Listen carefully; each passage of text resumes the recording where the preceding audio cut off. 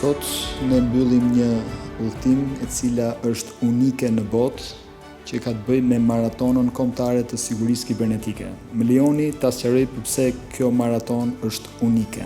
E para, organizohet nga një institucion shtetëror, siç është Autoriteti Kombëtar për Sigurinë Kibernetike, në bashkëpunim edhe me 2-3 institucione të tjera, të cilët kanë qenë pjesë e këtij udhtimi.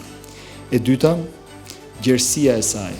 Ajo përfshin të gjithë universitetet e vendit, një konkurim për fushën e sigurisë kibernetike të studentëve nga të gjithë universitetet, plus një universitet në Kosovë, plus edhe disa shkolla profesionale. E treta është kohëzgjatja. Është një maraton që ka nisur që në datën 1 korrik në formatin real simulimeve praktike aq të nevojshme për studentët tanë, të cilët përdoren platformat simulime reale për sulme dhe mbrojtje kibernetike. Dhe e fundit, përfshirja e saj. Ajo përfshin 3 kategori, siç u thash, studentët, përfshin gratë edhe vajzat, përfshin dhe një kategori që ne kemi quajtur maratona speciale të personave me aftësi të kufizuar.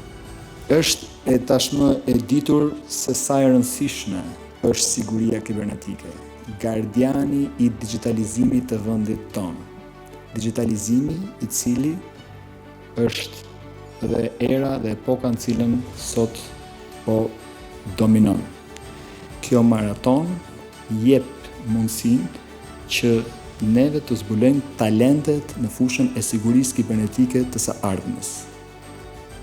Dhe projekti jonë është që i gjithë kjo punë të mos mbetet vetëm në Shqipëri, por ne të jemi vendi lider në rajonin e Ballkanit Perëndimor, për të cilën kemi dhe projektin që kjo maraton të zgjerohet vitin tjetër midis shteteve të rajonit të Ballkanit.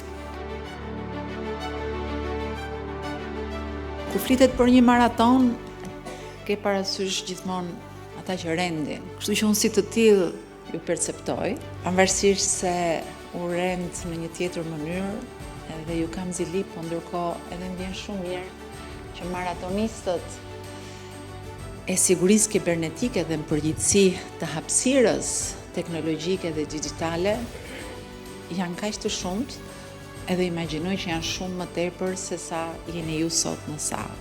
Maratonistët kryesisht e shikoj që vinë nga universitetet, nga arsimi i lartë, ku praktikisht janë fort të mbështetur edhe nga niveli më i lartë i universiteteve, nga rektorët, që i falenderoj për praninë e tyre. E vetëm një fjalë që unë do ta thoja me pak kursim është kjo fjala finalizim, se më tron. Duhet të jetë vetëm fillimi në fakt i një tjetër etape, sepse një maraton që zgjat prej muajsh është më shumë ndërgjegjësim dhe si e tillë do duhet që të përfshijë në etapat e tjera dhe në vazhdim shumë më tepër aktor, sidomos jo ju profesionistët, por ne, që nuk jemi si ju dhe nuk ndajmë të njëjtat dije.